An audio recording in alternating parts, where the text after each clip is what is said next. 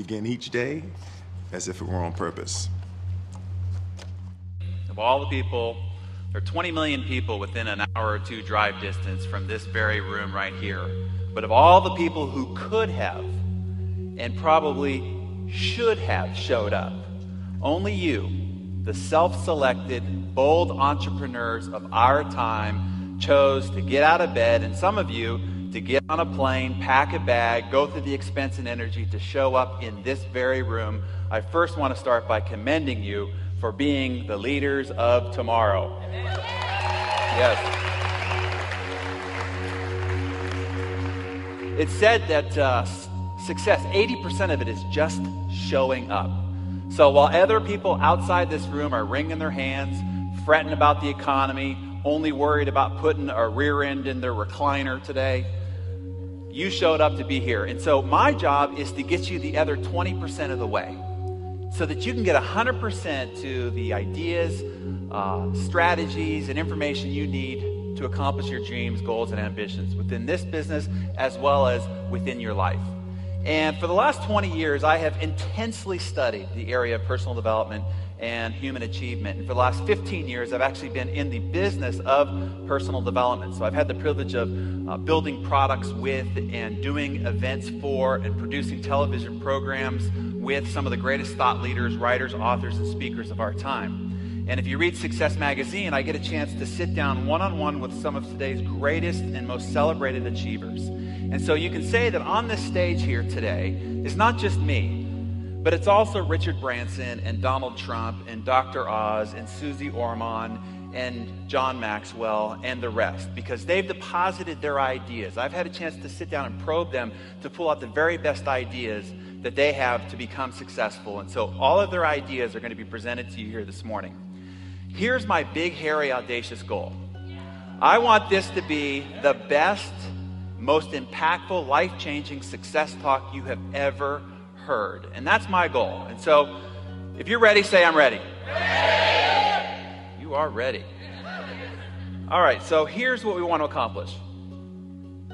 I want to discuss what separates those that are on the cover of Success Magazine from everybody else. What's the difference? What do they do? I mean, we all have 24/7, right? We were all born, scared and naked. And then whatever we did thereafter either put you on the cover of Success Magazine, made you wealthy, or maybe you struggle and live paycheck to paycheck. What's the difference between those 2 points? I'm going to give you it because there's one answer, and I think it's the foundation, the fundamental foundation to which all success then is built upon. So I want to give you that one ingredient that separates ordinary from the extraordinary, and what I call the X factor. What is the one thing you could do? Of all the books that you could read and all the lectures that you could listen to, what's one thing that you could focus on that will multiply your results by 2, by 5, by 10? So if you're earning $50,000 a year, or you're earning $100,000 a year right now, what will multiply that times 2, times 5, times 10? If you have a great relationship, what will bolster that relationship by 2, by 5, by 10? If you think you're a good parent right now, what will make you an even better parent by 2, by 5, by 10? I'm going to give you what that one ingredient is. Of all the things that I've studied and the people that I have probed, this is that one factor. So let's start with what it is not. I want to clear up all the excuses people make for why they're not doing better in life right now. Because I'll guarantee you this, outside this room, there are thousands of people who came from worse families than yours, had worse parents than yours, more dysfunction than yours. They have less education than you have. They have less social connections and status than you have. Hey, they're even uglier than you. But they are worth 10 times the amount of money you're worth right now. Why is that? If it's not age, race, creed, color, gender, education, what family you're from, who you know, if none of those are the variables that determine success versus struggle, then what is it? Let's make this a little bit more intimate. Right here in this very organization, there are people in this room that are of varying income levels. The same opportunity, but varying income levels. Why is that? Well, it must be one of a few variables. So let's dissect those. One, it could be the company. So does Ryan Blair Does he have different company policies and procedures for Hispanics versus Caucasians? Are you sure? No? Well, then it must be the products, right? Blake shipped different products into the rich neighborhoods versus poor neighborhoods. Same products? Well, then it can't be the products. Well, let's talk about the compensation plan. It's that Nick, right? Nick has a different commission plan for white people versus black people, right? Women versus men? Christians versus Protestants, or Protestants versus Catholics, or Republicans versus Democrats? See, this is the great equal opportunity employer. No matter who you are, where you've come from, where you're at today, your age, your race, your education level, everybody has exactly the same opportunity. So if none of those are the variables, what is? It's you. You are the only variable that's different between somebody that is just getting started making very little money and somebody that is doing extraordinarily well. See, if we could take a snapshot of this room and come back 6 to 9 months from now, here's what I'll promise you. In 6 to 9 months, there will be people, maybe even just getting started right now, who will be making $500 a month. 6 to 9 months from now, this very room, there will be people who are making $5,000 a month. And I'll guarantee you, there will be people 6 to 9 months from now who could be making 10 times $5,000 a month. Same room, same opportunity, same time and place. What's the difference? The difference is you. What you apply to the company, to the products, to the opportunities. See, here's how it works. You are the center of your universe. The rest of the world does react and respond to you. See, no matter where you look, you're still in the middle.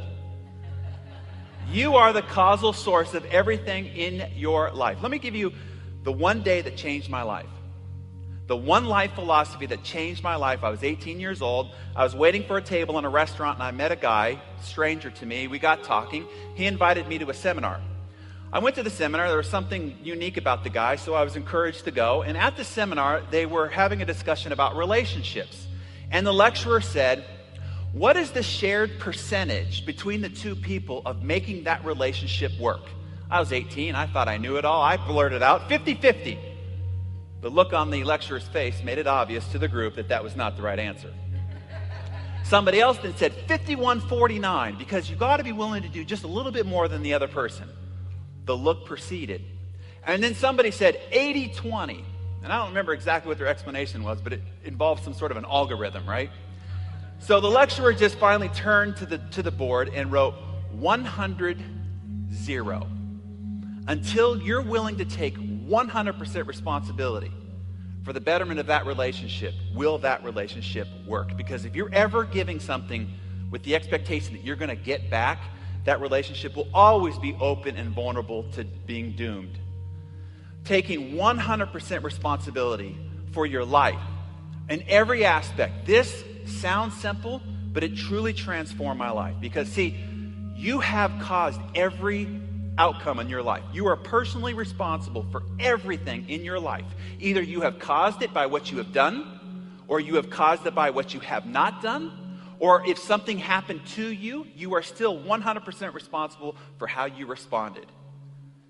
See, it's not the economy. It's not who's president. It's not the tax code. It's not what party's in office. It's not what's going on within your industry. It's not the other person in your relationship. It's not your company. It's not your neighborhood. It's not your family. It's not your relationships. It's you. This concept changed my life. When you realize that you are 100% responsible at every moment, you're stuck in traffic, you're late, you are still responsible for how you respond, you will be liberated in life. See, here's how it ends up looking in your life. The outcomes in your life can only ever be as big as you. See, every aspect of your life is a mere reflection of you. You have caused it all. All of it is just a mere reflection. See, so your relationships mirror you. Your bank account mirrors you. Your health mirrors you. Whatever's going on the inside shows up on the outside. It's a direct cause and effect. It's said that if you look at any one area of somebody's life, you could pretty much tell about every other area, because they're all just mere reflections of what's going on the inside. Let me see if I can make this more tangible. A lot of people say, you know what my problem is? I have a money problem. And so I want to go out. It's about my money. I want to go out and try to make a lot of money. And you probably know people like I know, where they go out, they make a lot of money, they lose it all. They make a lot of money, they lose it all. They make a lot of money, they lose it all. Why is that? Because Jim Rohn said it best. He says, income seldom exceeds one's level of personal development. I'll give you a dramatic example. We all see the people who making $30,000 a year, living paycheck to paycheck, all of a sudden they win the lottery, and they're handed $20 million. Now, what's usually the case 2-3 years from then? They're broke. How can somebody who makes $30,000 a year get handed $20 million and go broke in 3 years? Here's why. This is one for your notes. Money will always meet you where you're at. Your money can never grow beyond the level of your personal development. It can be temporary, but it will soon, just like water, seek its own level. This is an example. Imagine you're in a pool and there's too little water, and over here is your money. And you say, I need to get the water level up over here where my money's at. And you say, okay, I've got it. I'll just shove some water over there. And you put a little tidal wave that goes up in that direction. It goes up for a little while, but then what happens? It settles back down to the level of water. Let me give you another example. Oh, before, I thought about this on the way in the car here. Imagine somebody gave you $20 million and said, you have to take care of this money and make it grow. Do you have the stewardship to handle being given $20 million? Do you have the attitudes, the behaviors, the disciplines, the habits to be able to handle $20 million? Now, here's the reality I want you to be faced with. I guarantee you, if you're not worth $20 million right now, you don't. Here's why. We live in an abundant, limitless universe. And money seeks the level of every person's level of personal development. You've heard the adage, right, where you could take all the money in the world, take it away from all the rich people, and then evenly divide it amongst everybody. And within 10, 20, 30 years, what will happen? It'll all be back in the same pockets. Why? Because money has no judgment. It just goes to the attraction, to the level of person people are. So here's what's exciting for me. It's not about opportunity. It's not out there. It's not timing, circumstance, family. All I have to do to focus on making more money is work on me. I grow, everything in my life grows with me. Let me give you another example. And that is health. You're in the health business, right? You see this all the time. People, they go out and they say, I need to lose weight. They go out and they make it about their weight. The weight's the problem.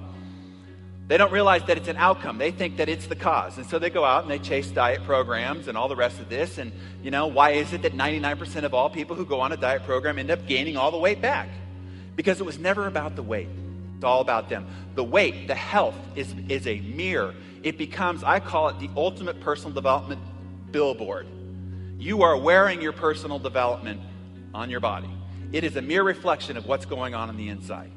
So don't worry about it, worry about you. If you improve, everything externally will improve for you.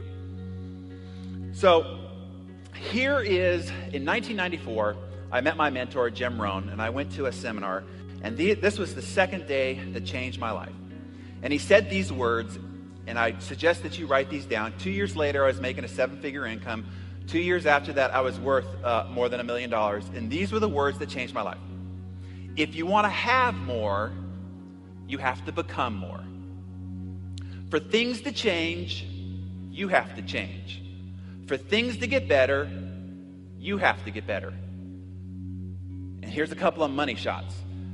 For things to improve, you have to improve. If you grow, everything grows for you. It's just like that pool. Instead of sending to try to send water over to these different directions, if you just put more water in the pool, the water level rises, everything around you rises with it. What is putting more water in the pool? Improving your personal development. You improve, everything improves with you.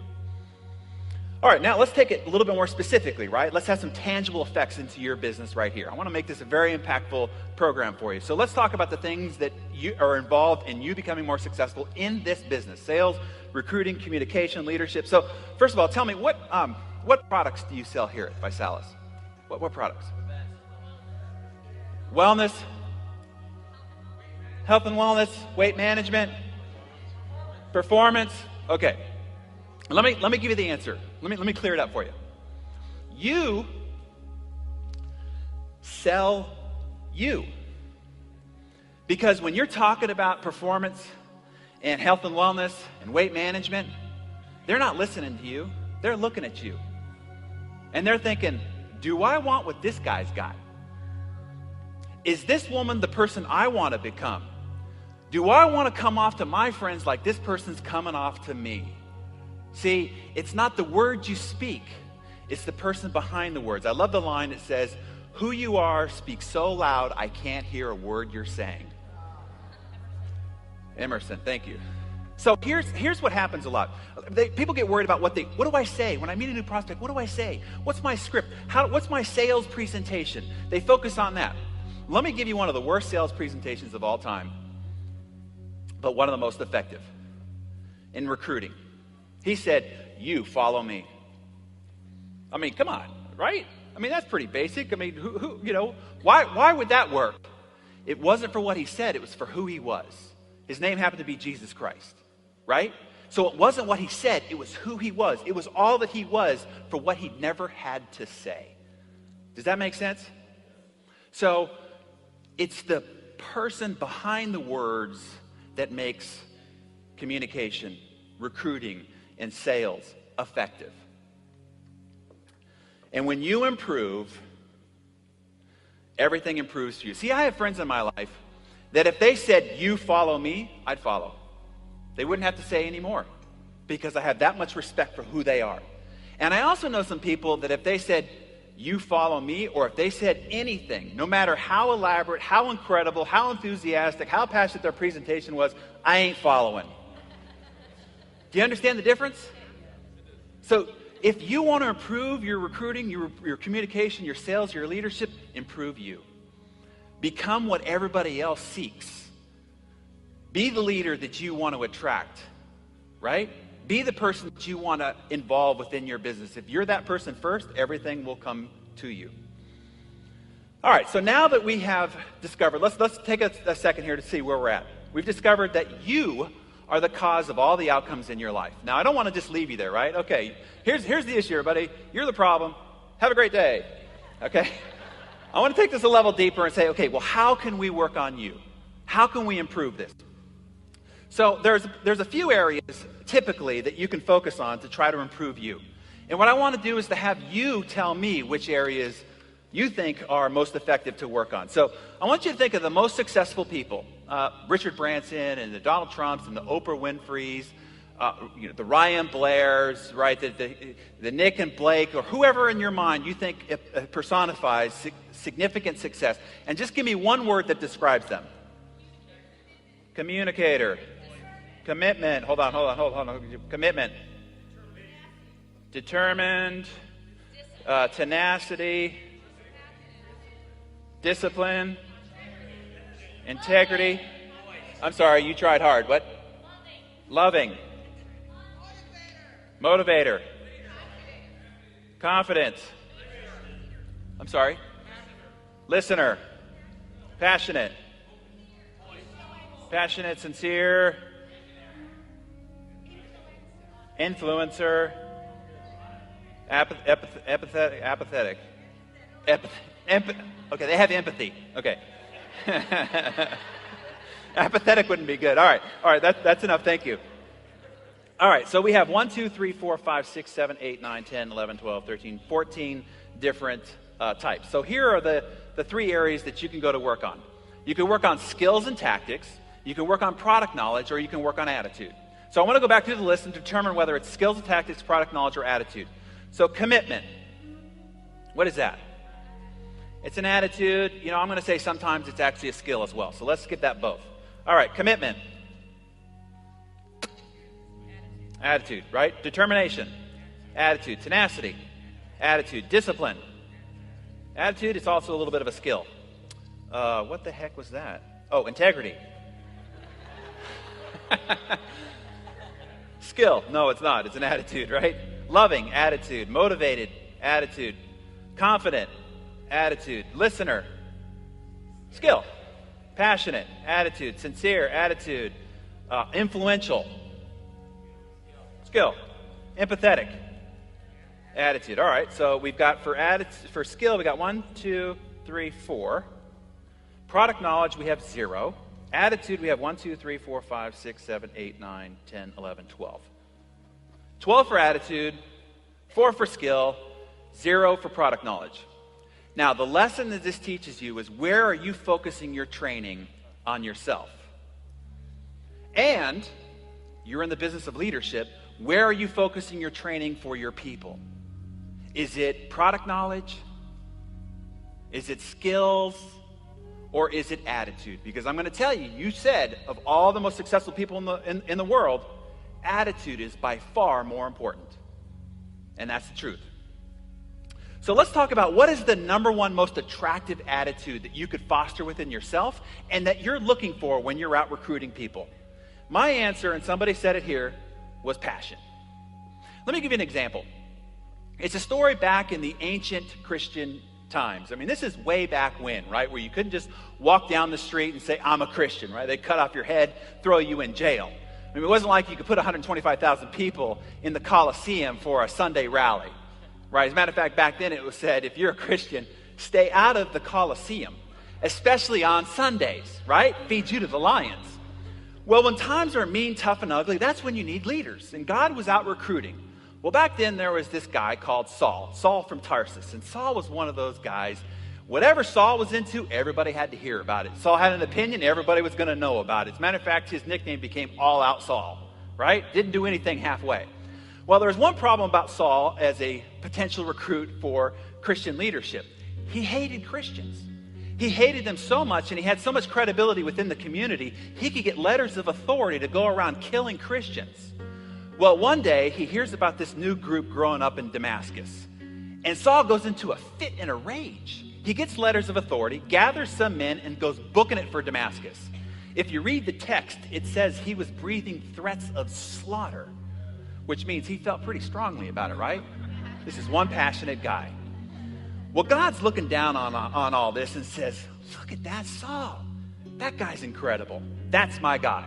The heavens part, lightning bolt comes from the sky, knocks Saul off his horse, buries his face in the sand, blinds him for 3 days.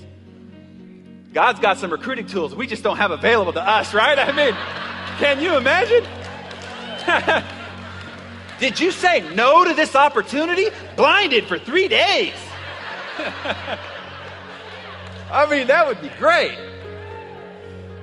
Well, as the story goes, Saul from Tarsus becomes Paul the Apostle.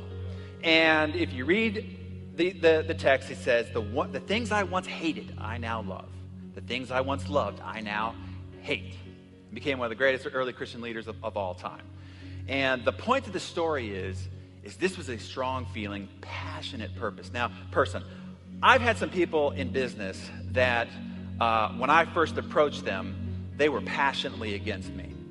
And some of them ended up becoming partners. When I could finally win them over into my way of thinking or point them in the direction that I wanted them to go, all I had to do was get out of the way, look out, because they would charge at the door. Now, isn't that better than finding somebody who's easily converted, that every 2-3 days you got to call them and pump them up? Yes, you really can do this, and no, it's going to be okay, right? You want to find passionate, strong-feeling people, and that's what you want to develop within yourself.